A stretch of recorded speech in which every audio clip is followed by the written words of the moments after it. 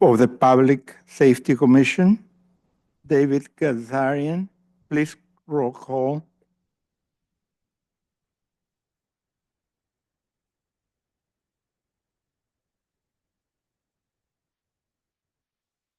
Chair Cervantes? Chair Cervantes? Chair present. Vice Chair Munoz?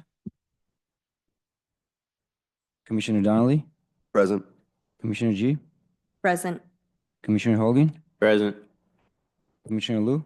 Present. Commissioner Sanko? Present.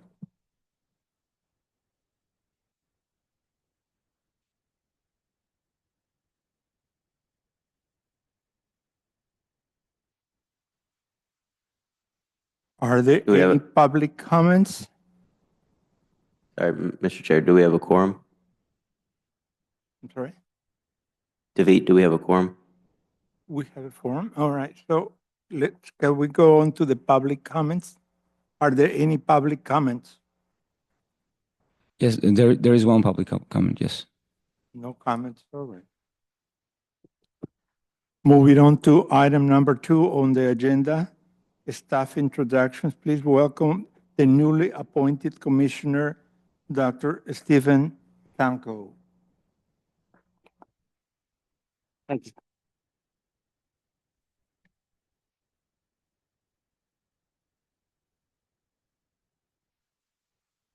Now, moving on to item number 3 on the agenda, Sergeant Andy Dubois will make a presentation regarding disaster preparedness focus on Southern California earthquake.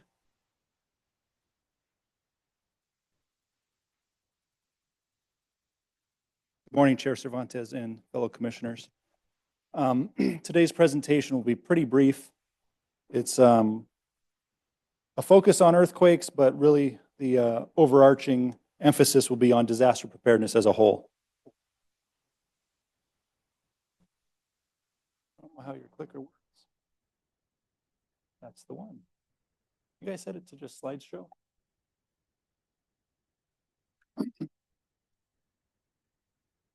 So for starters, my name's Andy or Andrew Dubois. I'm one of your night shift patrol watch commanders. Been a sworn officer with your department for about 18 years now. Wanted to talk to the commission as well as the public who might be watching about disaster preparedness and kind of why it matters for our community. There's some unique challenges posed by the people who live in Southern California. We all know this is earthquake country, and that's where most of our focus ends up when we think about disaster preparedness. One of the things that we want to kind of drive home is that if we have a well-prepared community, we can significantly reduce response times in an emergency. We can help mitigate damage from a disaster. And the ultimate goal is to save lives during that disaster and then in the post-disaster response. But like I said, let's not limit our mindset to only earthquakes. We know that we have all kinds of disasters that can strike, either man-made. We were here in 2011, huge windstorm that comes through and knocks out power for days on end. And probably some things we haven't even thought of yet as a possibility. So I think you guys get the slides on your screen too. Is that right? Okay. Excellent. So moving through, last big earthquake that hit our area was Northridge. The seismic events kind of shape also not only our physical landscape, but also our communities as a whole. It's a reminder of how unpredictable living in Southern California can be. And out of each of these incidents, we kind of come back with some lessons learned and ways to improve, whether it be building codes or just personal family preparedness ideas after coming out of a disaster like that. Northridge was just over 30 years ago. Before that, about 23 odd years, same area. They had the, I think it was the, what was it, 71 Sylmar earthquake. So Northridge, that was January 17th, 94. It was at 4:30 in the morning, and that's part of the reason they think the loss of life was so minimal as people were at home. They weren't on the road or at work. 57 people were killed and 6,000 people were injured in that disaster.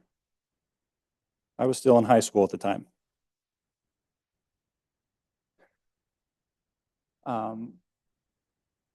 Oops, really? Does yours go at a different rate than mine?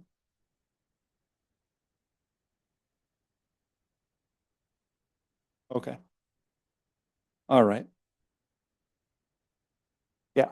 So, like we said, everything, we kind of get some silver linings and learn some lessons after all these disasters. Knowing what to do during an earthquake, that's the important thing. The mantra today is drop, cover, and hold on. I think that's being taught from grade school on up now at this point. In addition to that, inside your own household, it would be helpful if you could establish some clear evacuation plans and a way to communicate that will help everyone kind of stay organized and keep their heads together during the confusion that is bound to come with a earthquake or other disaster. Included in that, regular training and practice drills can make a big difference. So just like we do for fire drills at schools or at home, checking your smoke detectors, run through a plan for a earthquake to kind of drill that into everybody in your household. That kind of practice makes perfect mindset would go a long way to helping us out. There it is, family plans. You need to create a plan that's unique to your family. Everyone has different dynamics, included in that plan. Set up some ways to keep in touch. Plan on your cell phone's not working, your landline's not working. The advice that we always got was have an out-of-state contact because you're more likely to get that out-of-state phone call connected than a local phone call. And then texting is probably the fastest way, unless, of course, the cell phones are down or you are just overwhelming the circuits at that point. Pick a meeting spot for your family and give each person a role inside your group, depending on their ages. That kind of preparedness can make all the difference when disaster strikes. So this goes towards like teaching your kids, your spouse, whoever, how to shut off the utilities at your house. If, Johnny's home alone in the afternoon while the parents are at work, we want him to know, hey, if I smell gas in the house, let's turn that off so we don't have a bigger problem later on. Obviously, you have to base that off the age of your kids or whoever's at the house. Communication, yeah. All right. So then, here we go, the go bag. This was kind of the focus of the presentation to start. Inside your house, ideally you have a set bag, box, whatever you want to call it, that you can grab that has enough for you to survive for the next 3 days to a week without any help, without resupply, without anything else.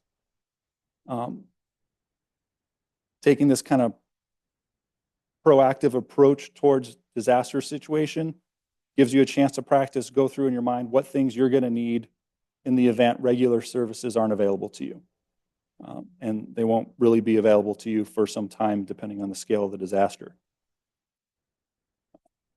If you equip a go bag with some essential survival items and you personalize those contents to the individuals in your family, this enhances their chance of navigating through the immediate aftermath of an earthquake.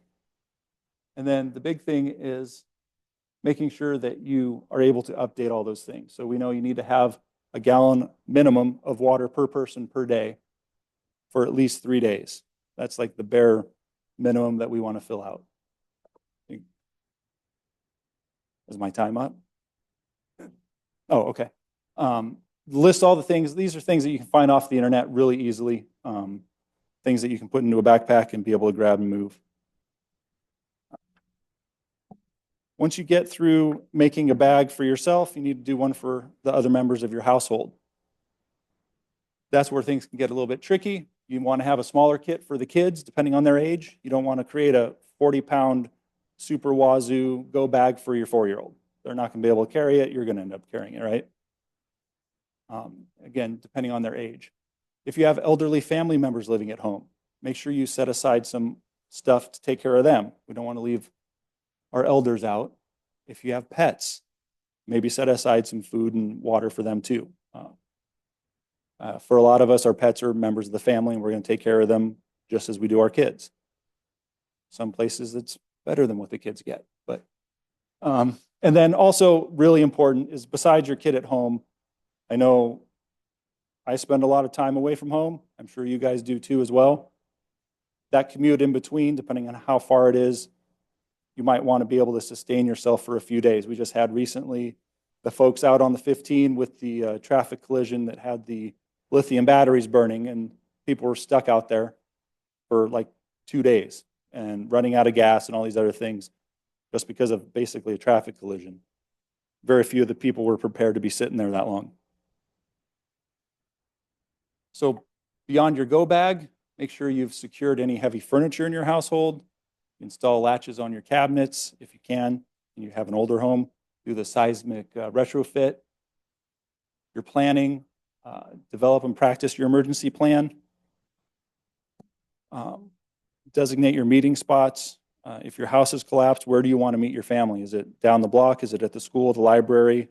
In front of the house is usually the best kind of role or best spot for that.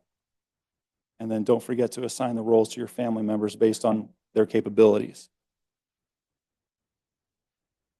Slow. Local, there. No, there's a delay in that. I swear someone's messing with me here. What is going on? All right, local disaster risks. Again, the biggest one we have to face is earthquakes. That's always going to, all right, well. Sign up for emergency alerts. There's a whole section in the back of the presentation. It's there for you to go through and click all the QR codes. That's just a small sampling of what's available. Connect South Pasadena is probably the biggest one for us locally. That's going to be coming directly from your city government out to your cell phone via text, email, and your landlines if you sign up for them that way. You can sign up as many phone numbers and emails as you'd like. Partnering with our community, really our ability to kind of unify individuals and prepare for disasters is what's going to make it easier for us all to get through that. Unfortunately, your government services are going to be pretty well overwhelmed handling emergencies that are of kind of the more life-threatening nature for the time being. So being able to sustain yourselves on your own without help is really the end goal. If you do that, you relieve the emergency services to be able to continue operating in that capacity for depending on how long it really needs. Going to, I know it's going to come up here. Wow, we went through that. Local organizations, technology advancements. Again, links in the back connect you to the apps that you can get on your phone for earthquake alerts. I'm not vouching for how accurate or how quickly they work, but they are available to you. That's the Connect South Pasadena one. That's the one that I say is like the baseline minimum residents need to be able to have. That gives us locally a chance to push out information to you, not just for disasters, but any kind of events that are going on, unforeseen circumstances. We had some time ago before we had this set up, there was a gas leak that started, actually gasoline in Pasadena, ended up in the wash that runs behind Garfield. We were trying to push out notifications to the residents. This would have made it a lot easier. And don't forget to do your kids' phones on this as well. Then moving through here, I don't know if folks at home, if they want to snap or click or if that stays up on the website. And honestly, Google's your best friend when it comes to this stuff because you can find everything on there. That is one of those rabbit holes that will take a while to come out of. Nixle, that comes directly from the police department. Recommend you guys sign up for that as well. That's the link to if you are a Android user. No? Okay. So the next one's for the Apple folks. you can use that link to get the My Shake app on your phone. Good, thank you. Second person that's been using it. I appreciate that. Hopefully it goes a lot longer. And then this is the biggest one of all of it. Connecting with your fire department is the CERT training they're offering. Highly recommend you get involved with that. They've got a good crew of guys over there, ready to help residents get prepared in that manner. And yeah, so go through the strategies that kind of are imperative to making it through a disaster. Ultimately, it comes down to just having that personal responsibility and an awareness to know that you're going to be responsible, or you're going to need to be responsible for taking care of yourself and your family in the event of a major disaster.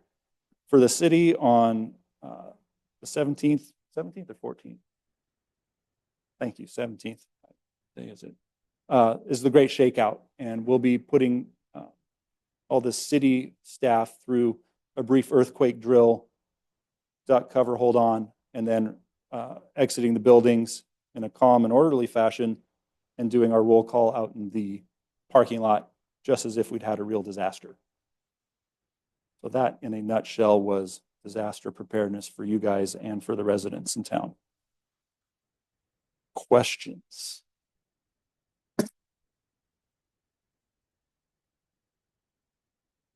This is Beth G., one of the commissioners. So I have three major questions, the first one of which is probably the easiest to answer. But in the event of a disaster, where is the triage area in the city or areas? Have we? I don't know that we have one like pre-planned, and also it's going to depend on what we still have standing at that point, depending on the situation. Mm-hmm. My second comment is I would love, as a parent, I would love to see the schools more involved. If I know we can't mandate teachers to take the CERT class, but would it be within your bandwidth to go to each of the schools and offer CERT classes for any of the teachers and staff that might be interested? And would it also be within your bandwidth to go to all 5 public schools and give assemblies to the kids on a lot of this stuff that you went over, such as the go bag, the designing an emergency escape plan? So those two, and maybe also doing it at the senior center. Sure. Presentations. Is that something that's within the department's bandwidth? I certainly see the possibility that we could collaborate with the school district on something like that. I know Red Cross does a program of disaster preparedness just for kids, which would probably be the most streamlined, efficient way to get that into the classrooms. I can't speak to what they're willing or able to kind of include in their programming for the school district, but we're more than willing to collaborate, Chief. So good morning, Greg Lloyd, Fire Chief. So to speak to both of your questions in there, just like Sergeant Dubois said, the triage areas and those types of things are going to be set up based on where the need is, based on where, on those types of things. It is important to note on that case. So for us as emergency responders, the first thing that we're going to do during an earthquake drill, and if you ever wanted to see it from the response side, would be just to stand out in front of the fire station at 10:17 on Thursday. First thing that happens is that we get notified by our dispatch center that there's been an earthquake. Our first priority is to make sure that we maintain a readiness of response, which means all of the doors open up and all of the apparatus get pushed out of the building. All the apparatus are pushed out of the building. We do any structural assessment of our building. And then the next thing our folks do is what's called windshield surveys. We anticipate that either the 911 system, 1, may be knocked out, or 2, is going to be absolutely inundated. At that particular point in time, we're in a no response mode. We will not be answering 911 calls because there is so much going on, right? Because we're not going to be able to get that. So we're going to conduct a windshield survey, look at the areas, find the greatest damage, be able to prioritize the responses. It's kind of a hard thing to fathom, but the emergency services will absolutely be overwhelmed. This is why CERT is such an important role and within the CERT program, and having the block captains in the communities organized so that they can take care of those initial responses, shutting off gas, doing light search and rescue, making sure that we get an accountability of the neighborhoods, so that that's the important part for us. I need to connect, I haven't connected with the Unified School District yet. I know in previous organizations, the school district does an annual training for all of their teachers, which includes disaster preparedness. But what we would need to do is either augment, support, or assist them in that so that we can come alongside. They have disaster plans as well. They have all of those. So whatever we need to do to help support that, we're certainly welcome to do that. Does it cost anything to do that at all the public schools for the teachers and for the children? And if so, can PTA or SPEF help with those costs? Certainly. The only thing that I could imagine that would be costs at that particular juncture would be equipment wise. If we're going to need additional backpacks or additional equipment, then that's something that we could either coordinate through PTA, through the school district, and funding. I don't want to misspeak, but I'm about 90% sure that the school district has some equipment plans and training already in place. And what we can do is come back and help relay what those things are, so that for that particular piece. Yeah, I'll definitely mention it to PTA and SPEF at their meetings. My last question had to do, since we were talking about neighborhood captains, and we talked about GIS several months ago, and not every neighborhood has a neighborhood watch.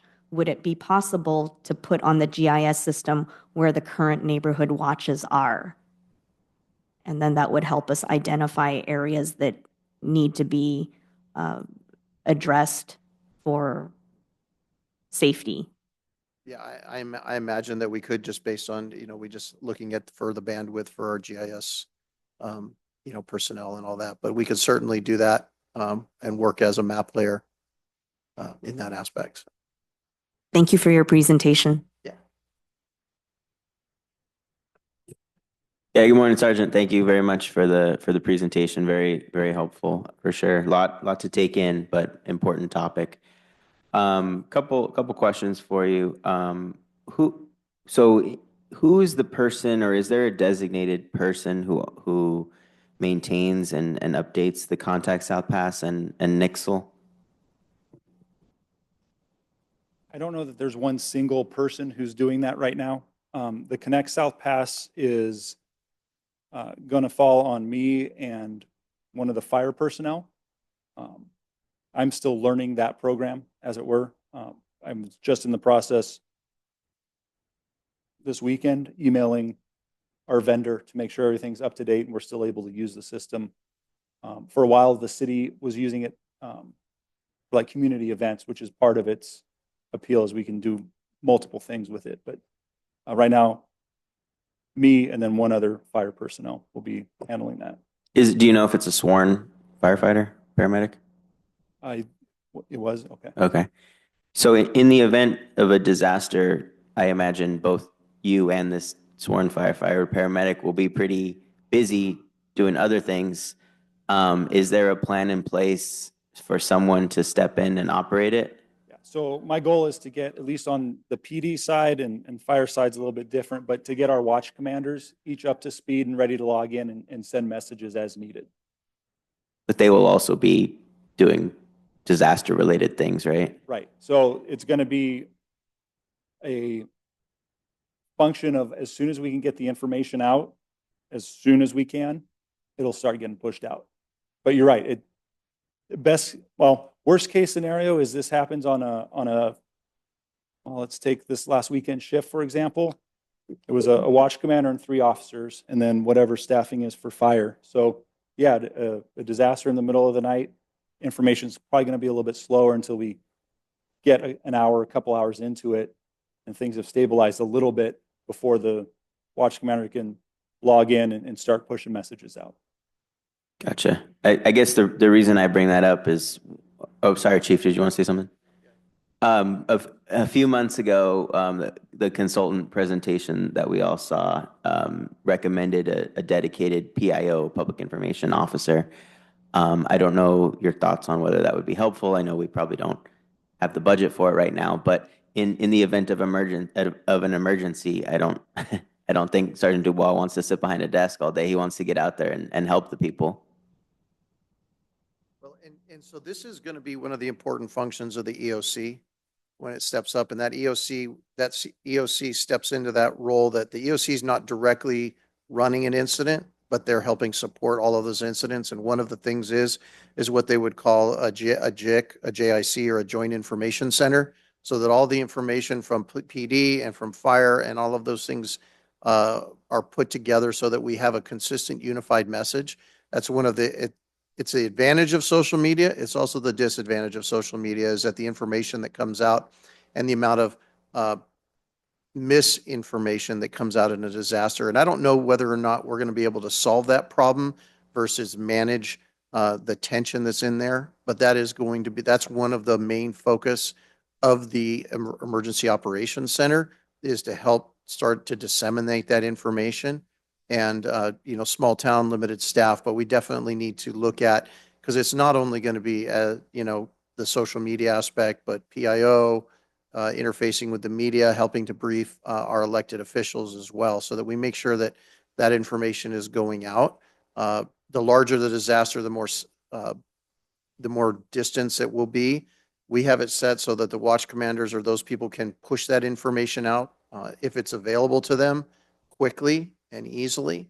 But there is a great point, and I was at a conference last week, and one of the things that they discussed was communications resilience and the amount of those types of things. So there's some discussions that we'll be bringing forward here in the future about, possibly getting a mobile aspect involved. We can't be reliant that buildings will be standing. We can't necessarily be reliant that all of those things will be there. So we need to be have this resilience for communications so that we can move potentially anywhere we need to and not necessarily get focused on a particular location.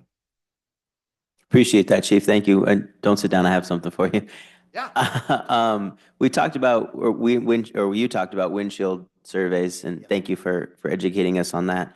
One thing that I don't want to speak for him, but Commissioner Liu and I, when we were on a ride-along, noticed, I personally live in the hills, and it's very tight up there, even for my own SUV, let alone the fire apparatus. When we're doing windshield surveys, or when your department's doing windshield surveys, and in the event of a disaster, I'm sure there will be down power lines, there will be trees down, cars may have flipped into the street, whatever. It's going to be tight up there, tighter than it is now.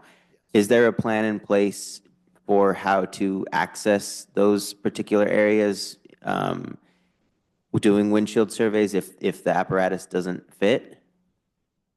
So there's a couple of things, and this was probably one of, when I first got here, the crews took me up there to go take a look at the Monterey Hills area, and definitely sparked some concerns for me. To answer your question succinctly, no, not currently. But what I can tell you is that as early as last week, I met with Chief Crowley from LA Fire Department, and I've talked with some of the folks that are around, and as well as our city staff, and we're finishing up the brush abatement in the Monterey Hills and some of the city properties, so that's being taken care of. But the other piece that I want to, that we're working on implementing is a plan, and part of that plan is escape routes. And so that involves an education piece for the residents of the Monterey Hills, so that when there is an event or disaster, that they understand that they are going to be going one way. It may not be the most efficient way, but we need to create one-way traffic flow in those areas. And so when that's communicated and understood that all of the residents are exiting in a certain direction, that allows all of the fire apparatus to respond from the other direction, so that we're not ending up with those face-to-face kind of, standoffs where nobody can move due to that. It is something also from an engineering perspective that I would like to, at some point, have a conversation, with all of the stakeholders involved, because there are some pretty clear areas within the fire code and 503 that talks about minimum width of streets. And so whether or not we need to do some engineering principles in order to address those, put more red curbs up, I want to be concerned and be aware, or, of the limitations that are in the area that have always existed. And so to have that conversation to where we can come together as a community to find solutions, because I want to make sure that we can get the help to those that need it in an efficient manner and not be blocked either by streets or by vehicles or things of that nature. Sounds good. Thank you, Chief. And we can discuss online or when you know, get your plan finalized. But I know my street is already a one-way street, so there would not be the opportunity for the fire department to come the other way. But thank you for your response. Yeah, I do have a few, not a question, just want to, some update about communication resilience. You know, technology give us many more opportunity and the solutions. For example, we can get redundancy in power source, different type of equipment, different type of communication method. Do we have any plan to upgrade our existing technology in addition to those Ethernet? Do we have the satellite communication or some other type of improve the communication resilience? So one of the things that we're talking about in our end, and it just happens to correspond with the mobility aspect, is so I know plans are to replace my vehicle currently. And so one of the ideas that we had brought up was to equip that with something like a Starlink that, and instead of moving through, and in fact, Sergeant Dubois and I had this conversation, you know, we have a lot of older technology, satellite phones, all of those types of things. The advancement of technology with satellite internet, with cellular technology, with all of those things is really making the satellite phone almost obsolete. And so it's because everybody carries a phone, everybody carries a smartphone, why not create that communications resilience through either a mobile satellite, you know, internet hub that we can then create the ability to maintain that communication in the event of a disaster. And so we're going to be, you know, bringing some plans forward to show that, you know, but one of the things we talked about, and it just had to be with the timing, is with my vehicle and then bringing that in, because I'll be responding in as, you know, as part of that disaster, not to the incident, but to the EOC to help coordinate and start pulling all of these things together in coordination with Sergeant Dubois so that from a public safety perspective, we're not only looking at helping support the incidents, but continuity of government and all of those things that are necessary for us to continue operating as a city. Thank you. Definitely, one idea I come out is probably you already done so. Maybe just in case there are big earthquake or big disaster happens, there's no power everywhere. Do we have the capability? Can we have the capability set up a communication hub here, so people can just come here with their phone, use the Wi-Fi in this area, and the city provides service to go directly to the Starlink or some other services? Yeah, certainly, and those are some possibilities that are there, that if we can do that to have dedicated, or I mean, here would certainly be an option. We probably want to find other areas. The library might be an area. We're going to be wanting to use a lot of this space and a lot of the surrounding, because this is where public safety is centrally located. This is where, you know, government is centrally located, that we're probably going to want to have the public not here as well. And that because it's just going to, they may not be able to get in, we may not be able to do the work that we need to do, but to have a place for them to stay connected is a great idea. And certainly we can work on that. Thank you. More like an emergency communication hub, like here. Thank you. One more question.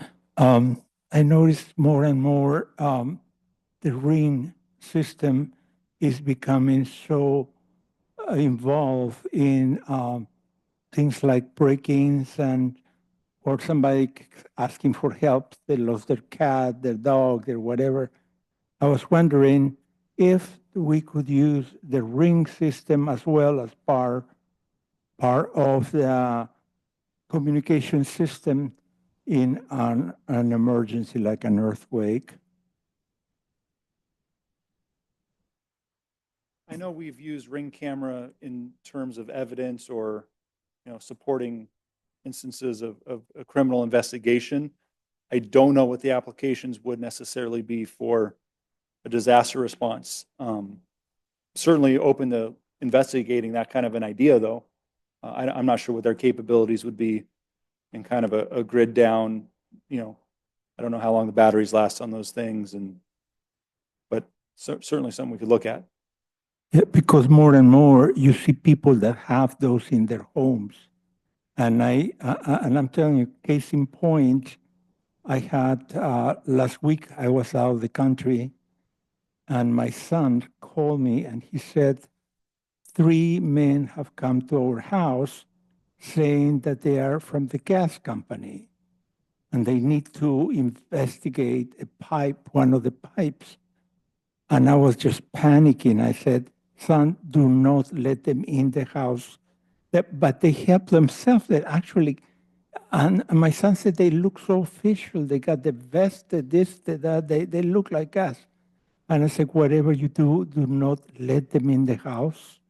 And so, I mean, being in a different country, I could actually see him with the cameras. I could see him. I could see what was going on.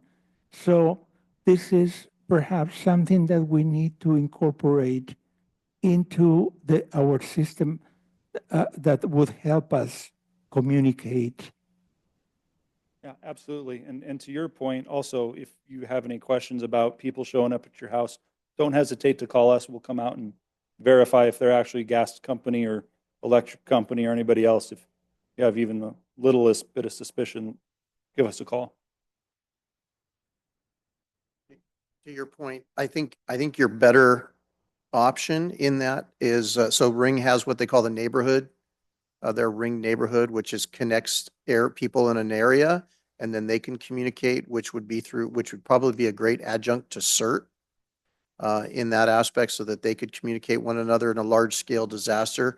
The only thing we just all want to keep in consideration is those require Wi-Fi in order to operate, and the Wi-Fi needs power in order to operate as well. And so we certainly want to make sure that if that is an option, that we have a secondary and a tertiary, the military goes through the PACE, right? The acronym of primary, auxiliary, contingent, and emergency plan. So we want to make sure that we have all of those pieces in place for that as well. But it's a great idea.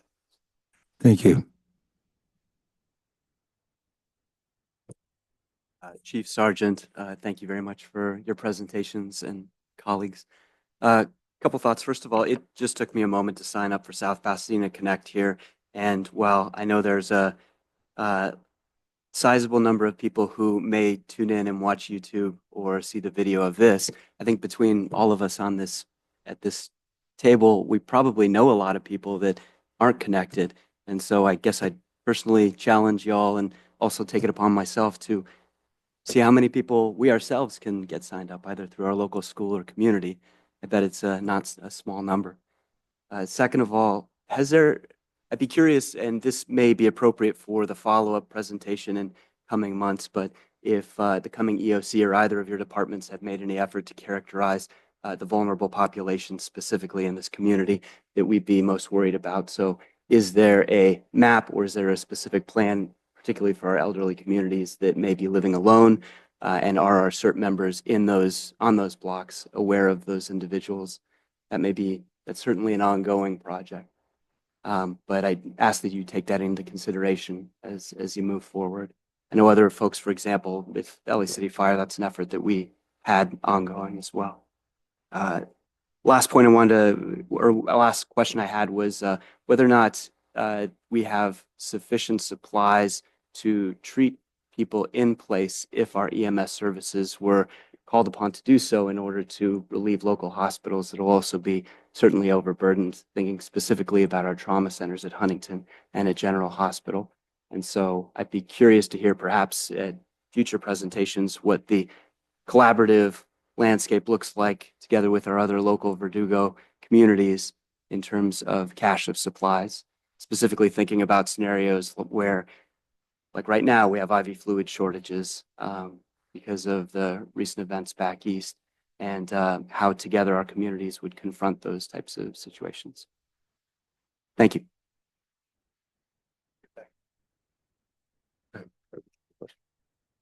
I have two questions. The first was sort of a follow-up on Commissioner Liu's thoughts about having a public Wi-Fi or satellite hub. In the event that power goes out, how long do cell towers last? Do they have battery backup for a limited amount of time, I imagine? What could we expect? So it depends on the tower itself. Sure. Many towers have generators. And so if the generators are working, then it's basically as far as a fuel supply goes. And if they are only battery backup, then you're talking probably anywhere between 2 to 3 hours on that. And that would be just cell site dependent. I know the cell providers want those to stay up and stay in place. And they would have a better idea on how many, if any, are have a battery backup or a generator backup as well. But probably not multiple days. Probably not multiple days, Okay. no.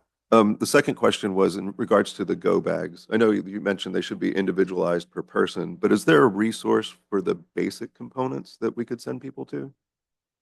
Yeah, so ready.gov. Yeah, ready.gov. The Red Cross is a good resource and they're local. That if you wanted to, you could reach out to our local chapter and they could point in the right direction. But, yeah. Listos, California is the California kind of version of FEMA, and they have a bunch of information about it. Okay, thank you. One more question. Chief just mentioned something about most vulnerable citizens that we have in the area. And I understand we do have a large amount of senior citizens. However, I also would like to see that in part of that, as in the vulnerable population, we need to incorporate also people with disabilities, because more and more and more we're learning that we have so many that we are not aware of, and perhaps they also would need help in a case of an emergency. That's a great point, and I'm really glad that you bring it up too, because I think it's something that needs to be on the forefront of all of our minds, especially with the commission looking forward into the city within the next 5 years, potential for any development or anything that comes. All of those things are going to have an impact on public safety, and to wait until that they're here and the impact has already been felt is really too late. And so I think for the commission, and I'm just so glad you brought it up, because it is something that is at the forefront of my mind, is to be thinking forward 5 years on what if any development has, what is their impact on public safety, and what can we do to get ahead of that with plans, with preparations, to basically have that impact, taken care of.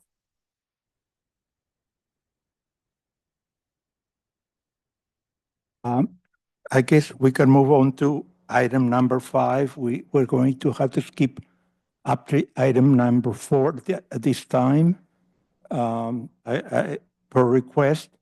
So we'll go on to item number 5 on the agenda. Deputy Chief Merrill Leidenheim from the Police Department will present the crime statistic for the month of August. Excuse me. Good morning, Chair, Honorable Commission. Merrill Leidenheim, Deputy Chief. Our August crime stats, although remain consistent, trended down for the month. We're very happy with some of those numbers. Although burglary, we had one less, those numbers are trending down. A couple of issues, although we had one less grand theft auto, those numbers tend to be relatively high in the region, and we've seen one new emerging trend. But the trend with Hyundai vehicles and Kia vehicles, those remain prominently the most stolen vehicles in our city because of security glitches, which have been well publicized. The car companies are attempting to mitigate that and come up with software and hardware resilience. And we look forward to those numbers coming down in the city. We had two notable vehicle thefts, and this is a trend that is regional. We've liaisoned with the Task Force for Regional Auto Theft, LA County, a multi-jurisdictional unit, and they are experiencing a dramatic increase. And those thefts are of high-end vehicles that people contract with car carrier companies to move from one location to another, usually cross-country. One notable theft we had from South Pasadena was about a $250,000 loss of a Rolls-Royce automobile. And that vehicle was contracted to be driven to New Jersey by a car carrier company. And in the middle, there's an intercept, and the fraudulent company shows up, appears to have all of the documents, presents those, is paid the fee, and then leaves with the vehicle. That vehicle is quickly put into a place where transponders cannot transmit the location of the vehicle, and that vehicle is subsequently stolen, and we haven't recovered that yet. A second theft we had involved a high-end Mercedes, not quite of that value, but well over $100,000. Same exact issue with that car carrier. A legitimate car carrier is intercepted by an illegitimate car carrier, gets there first, presents fraudulent documents, takes the vehicle, and we don't see that vehicle again. I should say it's prominent in our region.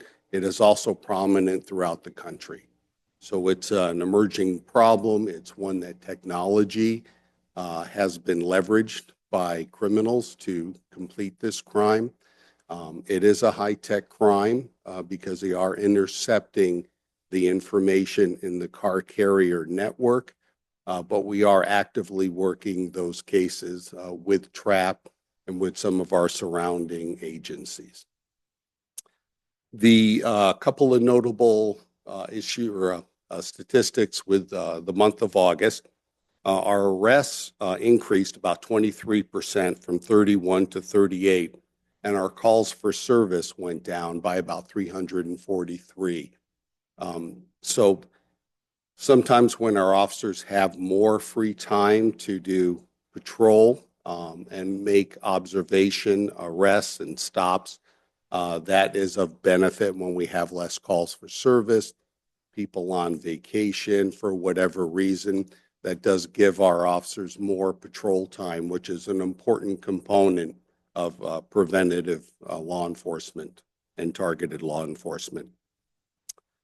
The assaults, while assaults remain consistent in August, we had 9 previous month. I'd like to note our year-to-date averages have a 47% decrease in year-to-date. Last year we had 17. This year we had 9 year-to-date for the month. And I'd like to prominently talk about our resources. Many of these assaults are occurring with the unhoused population. And we've put in great resources, Department of Mental Health with LACADA coming into the city, and it's preventative maintenance. Our officers see people possibly in need that may have mental health issues. We contact them with a specially trained officer, Officer Darren Wong, although all our officers have extended DMH mental health training. Officer Wong has received additional training and works daily with our DMH liaison, and we've done tremendous outreach, and I feel those numbers are impacted by reduced numbers in assaults because we see that in our daily population during the day. South Pasadena experiences a great increase in unhoused population, at night, that population generally leaves for the train, goes on the train, and then goes to different housing locations, usually downtown LA. We also provide them with handouts and resources to obtain help and housing and food and hygiene issues like that. So that's our presentation for the crime stats. Does the commission have any questions?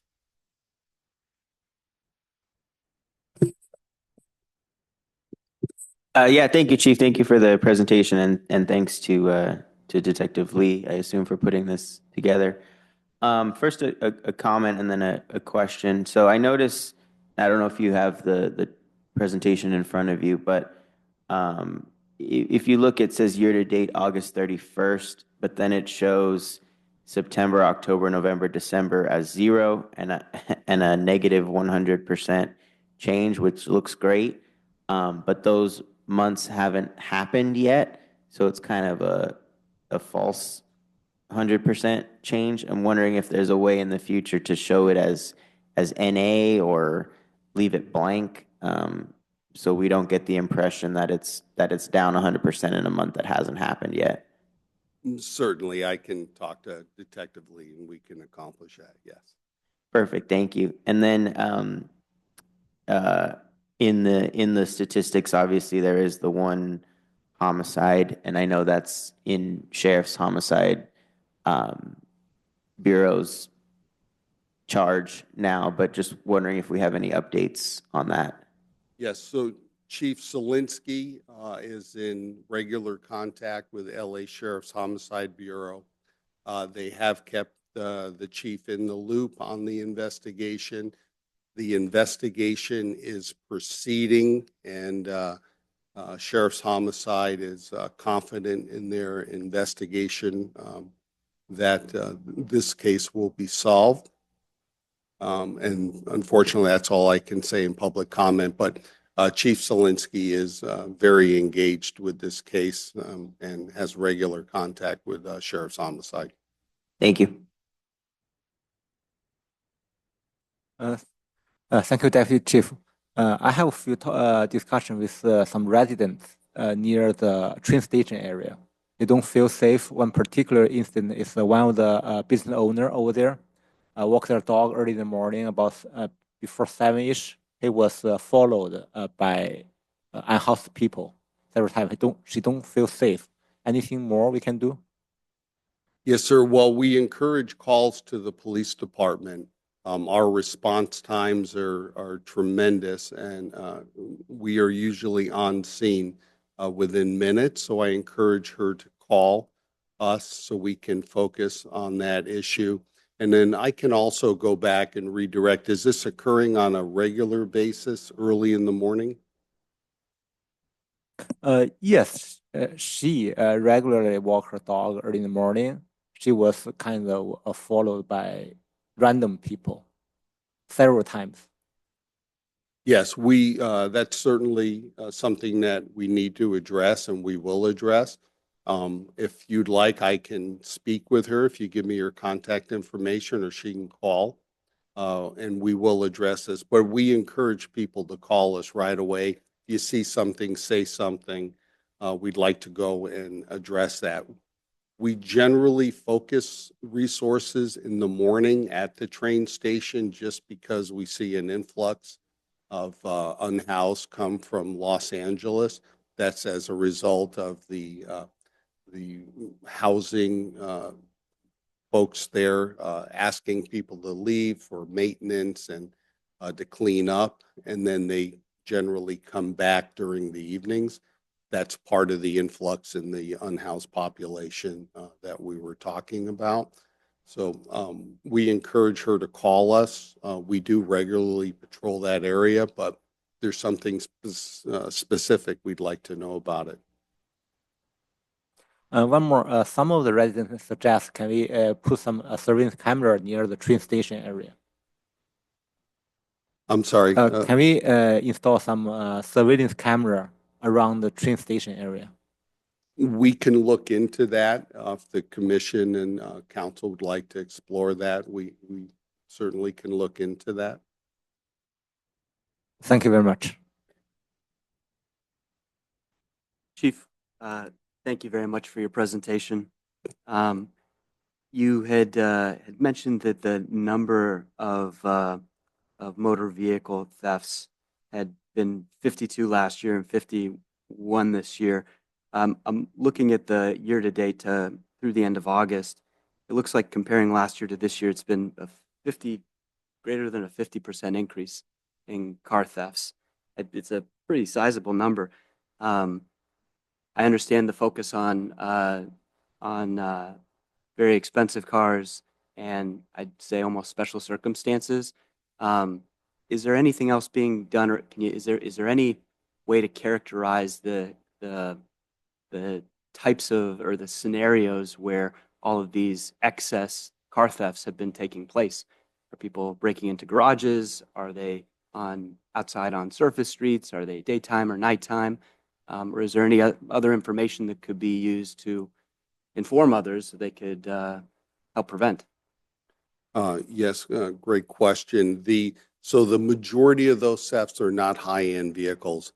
Those are our Hyundai and Kia vehicles. Some Hondas and Toyotas make up those numbers, but primarily because of the security glitch in the ignition systems, which we're hoping those numbers will come down as a result of the manufacturer remedying and mitigating those issues.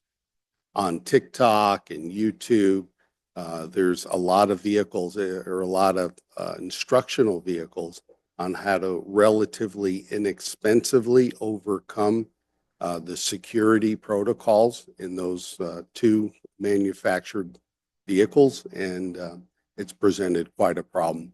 Those are vehicles parked on the street and are at risk of being their ignition systems being overridden by relatively inexpensive equipment and minor learning, little training. So that's where our focus is. We also recover as soon as that vehicle is reported, goes into the stolen vehicle system, California Law Enforcement Teletype System, CLETS and SVS. Our flock cameras immediately will pick those vehicles up. So those flock cameras have been a tremendous resource in recovering those vehicles that come and enter our city. And we've leveraged that technology to help us recover a tremendous number of vehicles.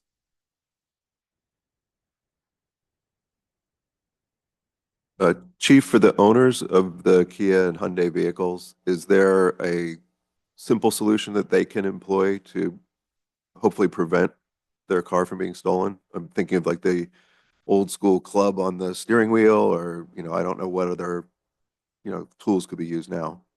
Yes, there are the old-fashioned tools. Criminals will typically take the path of least resistance with those type vehicles. Many of those cars we recover in a short time because they're taken by juveniles and on short joy rides. So many of those vehicles are recovered quite quickly. So the club, things of that nature, ignition disabling advice would help with that. And we do put that out through Detective Lee in our neighborhood watch meetings.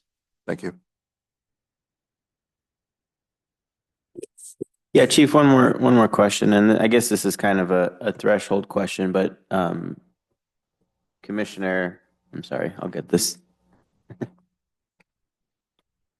Sanko. Commissioner Sanko brought this up, and it made me think of this kind of threshold question. These numbers that Detective Lee and the department uses, these are these just the ones that have been reported? Are these the ones that have been prosecuted? Are these the ones that there's been a conviction for? How do we arrive at these numbers? Because there's probably a possibility that there are more thefts that go unreported, right? Because they are recovered quickly, things of that nature. So this is raw data that comes in and is report generated. So every report that we generate goes into tabulating these statistics through the Uniform Crime Report. There's also a new system entered in standardized by the FBI, and we'll see an uptick in stats. You'll see the 2023 annual report coming to you soon. And we use a different system, and it's called NIBARS. So the Uniform Crime Report, which they're phasing out and including NIBARS, in the Uniform Crime Report, if a victim of a burglary, someone broke into a house and then discovered a resident there and then assaulted that resident or stole something, under the UCR, the old reporting system that we're phasing out, the most significant, highest ranked crime would be reported. NIBARS now will take that incident and report out 4 different crimes. The burglary, an assault, a robbery, possibly a kidnapping if that victim is moved to a significant area in that home. So we'll be calculating and using some different numbers, and I'm exposed to the commission. There will be a change in some of these reporting numbers. You'll see elevations in how we report, but our crime rate will not be impacted. It just be how we count those crimes. But Commissioner, to answer your question in this, it's the reported crime, not prosecutions, not solve rates. Yeah.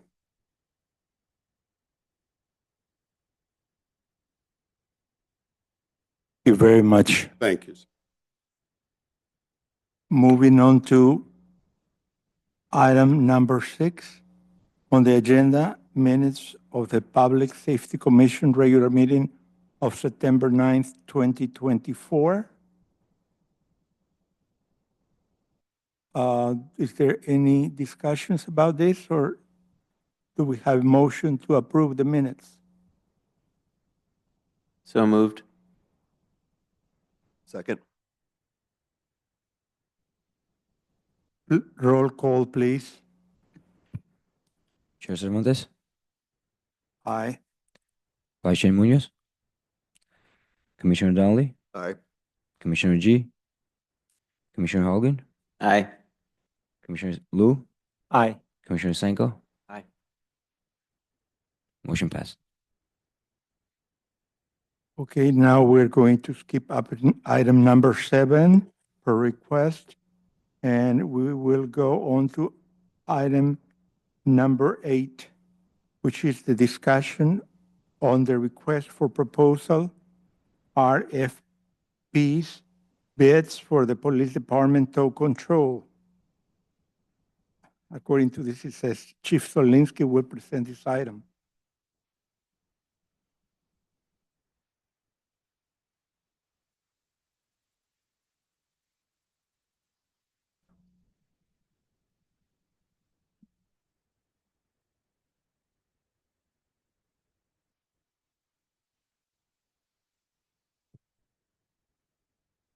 Okay, at this point also, we'd like to go to see if the council liaison have any comments on it?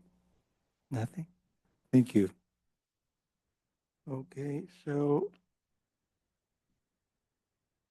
are we going to have a discussion on the request for Chief Solinsky to present this item?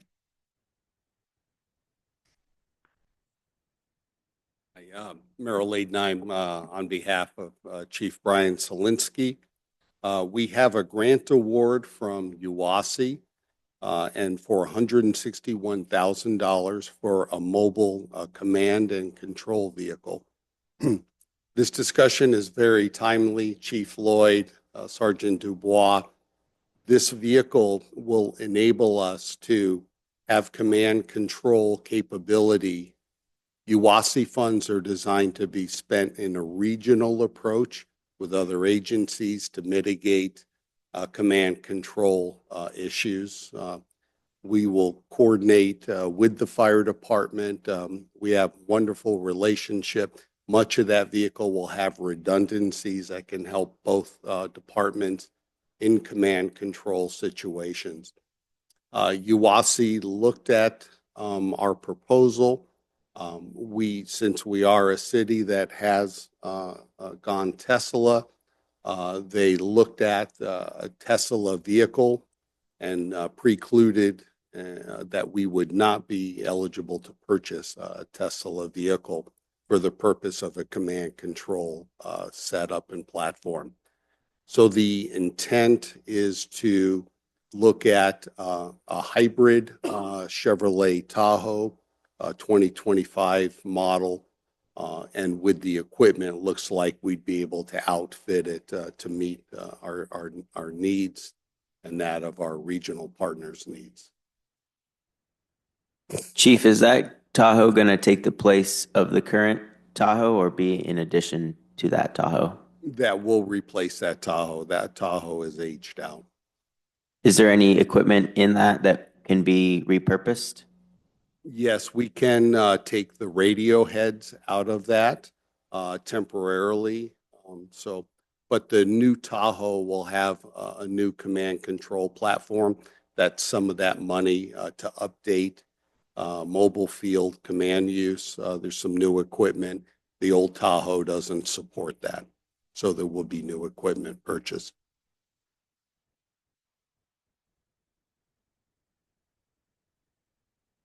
Does the grant cover the total cost for the new vehicle and all the equipment? Yes. Okay, thank you.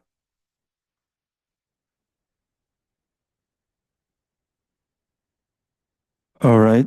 In that case, thank you for the presentation, and we're going to. Chair. Chief, is there a second grant also? There is an OTS grant award for DUI and traffic safety. We intend to accept that for our traffic enforcement program, and to strategically lay out specific programs, problem areas that we've had in the city. So we'll do an assessment where our most difficult traffic issues lie, and then we'll address those partially through this grant. Do you need us to take any action to vote, to file, or anything else? I don't believe so on the grant. I think that's a council mandate. Okay. In that case, thank you for being proactive in finding those funds. You're welcome. Thank you. Thank you. Okay, moving on to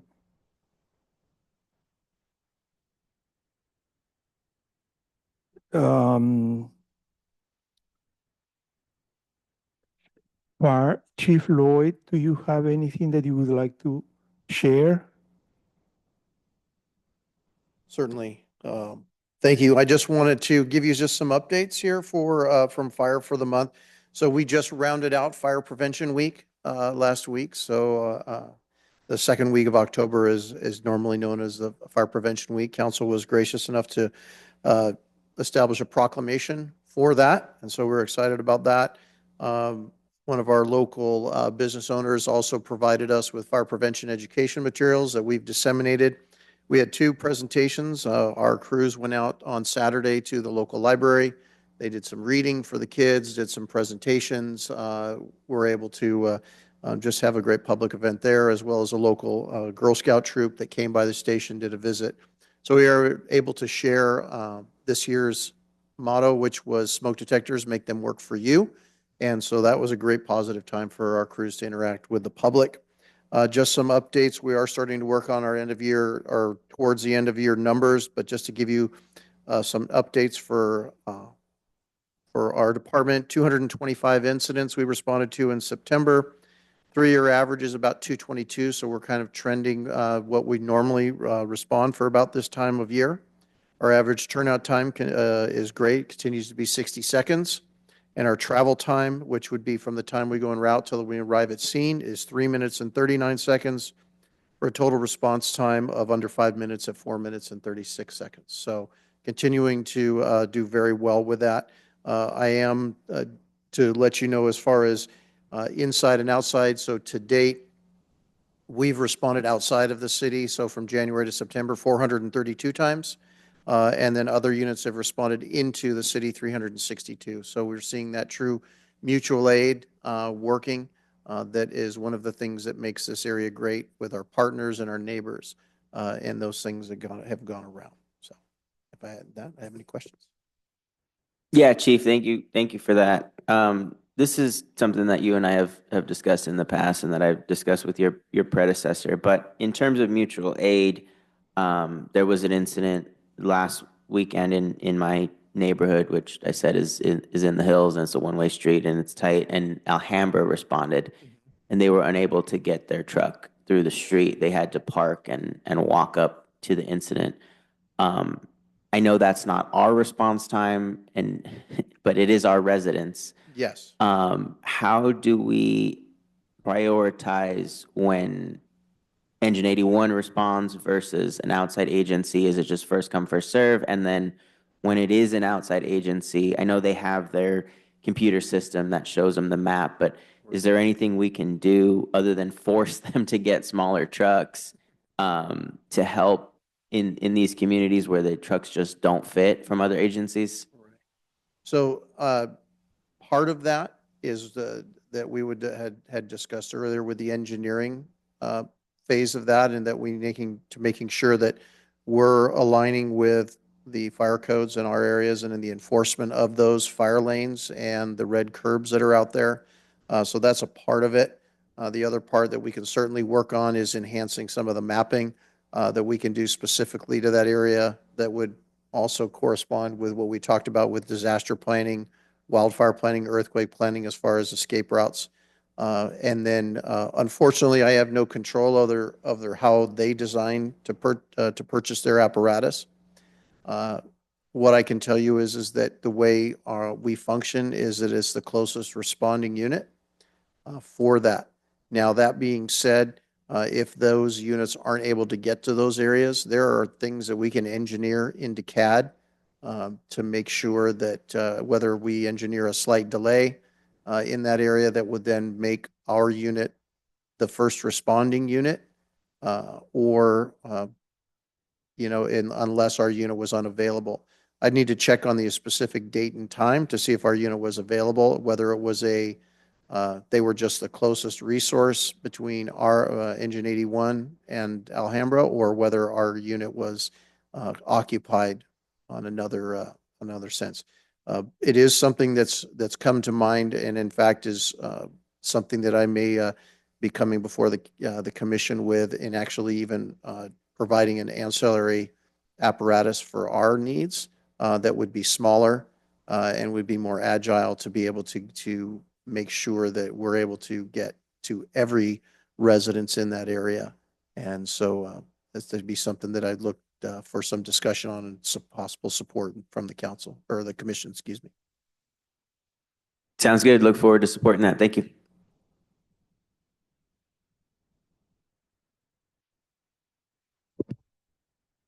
Right, thank you very much.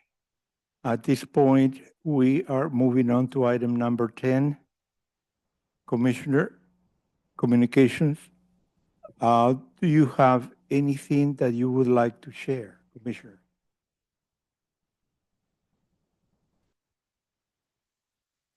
I do. Oh, Charlie, go ahead. Yeah, I have two items. One just mentioned some residents don't feel safe around train station area. They would like the staff to study whether we can install a surveillance camera around the train station area. That's one. The second one is I met some dog owners.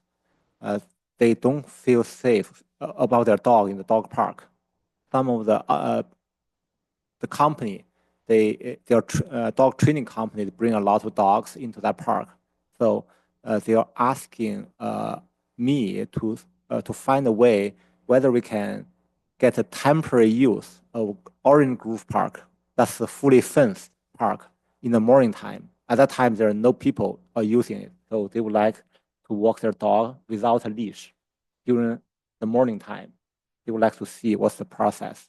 Is it related to public safety or related to park animals? What's the process?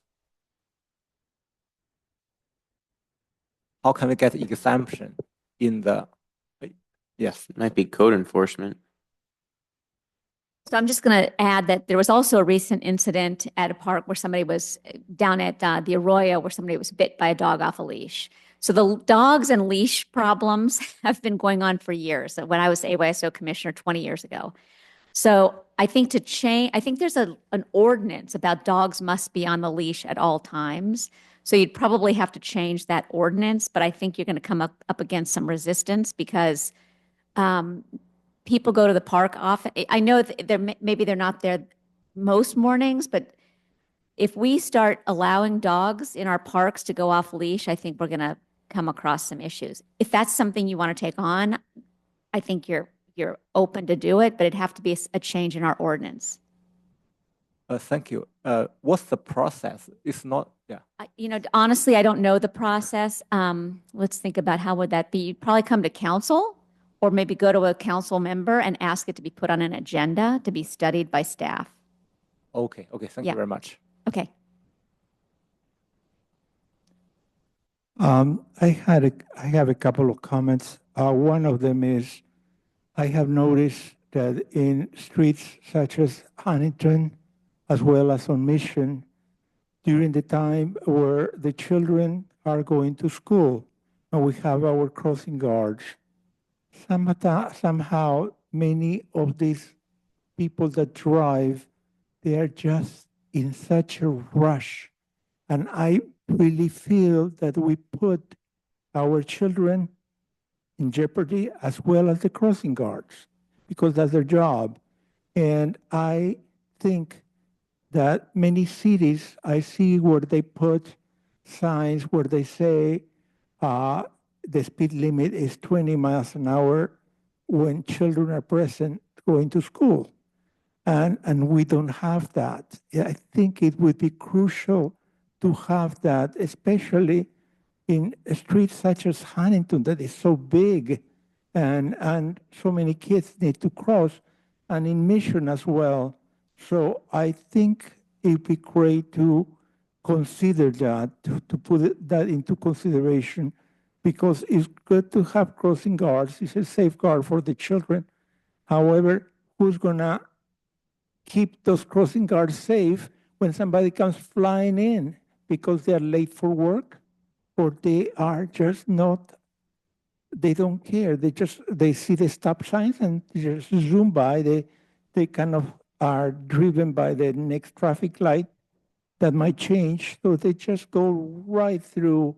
And that to me is so dangerous. And this is part of keeping our children protected. We need to keep an eye for that. And I think this would be a very inexpensive thing to do. Just put signs saying during school hours, the speed is this. It's going to be lowered to 20 miles per hour. That's number one. And number two, I had some of people in my area that have been very upset and annoyed of the presence of drones on their yards, on their swimming pools, just flying back and forth and around. And someone mentioned to me, someone said that, well, you know, my insurance company has told me that they surveyed my area and they saw that I had too many trees. I say, excuse me, South Pasadena is the city of trees. What are you talking about? So, but they said there were too many branches and trees close to the house. Therefore, they need to increase the insurance, the amount of the insurance, what they have to pay for the insurance. That would be a case where I guess this person had a reason for that drone to be, and I said, was the drone present at the, she said, yes, the drone was zooming around, but the other ones, the people are saying, we were taking, swimming in the pool, and there is this drone flying, and she said, we felt like somebody was breaking into our privacy. And he said it wasn't like a flyby, but it just came back and around and circle. So I was wondering on the legalities of this approach, either from the people that are flying their drones as a pastime, or the legality of the insurance companies going into our properties and making their grand statements that your trees are too big, you need to cut this, or else we're going to increase your rates. So I would like to have that brought up. I don't know who exactly to ask, if this would be a legal issue, or maybe it's an issue that Ms. Brown could bring to the city council, because I think it's a serious thing. I don't understand, you have your fence, you have your privacy, and then you have somebody flying over your head, going around and around. It's just to me, it's a total invasion of privacy. I think a lot of good points, Walter. First of all, on Huntington, I know that Ted is working, there's a project on Huntington going on in the city of LA before it gets to South Pass, and I think there's something going on in San Marino as well. So I do know that there's talk about what to do about the traffic on Huntington Drive. As you might remember, when we approved the crossing guards, there was a discussion about whether we should approve 2 crossing guards at Huntington, which we did do for additional cost. So I think there's maybe not as fast as we'd like, but there are people looking at the Huntington, the traffic there. I don't know, and Meryl, maybe I don't know that you can designate that as a school zone, because there's probably laws about where a school zone is and how close it is to an actual school. But certainly something we can ask about.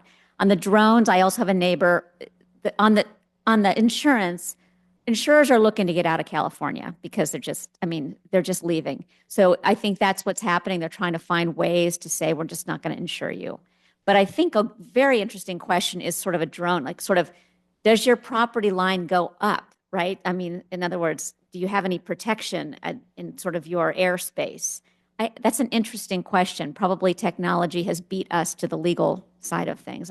Maybe if anybody has any insight, but I could certainly talk to Roxanne about that. Because I get it, like you don't want somebody at your party flying a drone around or whatever. So I will take that one back to our city attorney about the drones and the kind of the property rights issue. Thanks. Thank you. Anybody?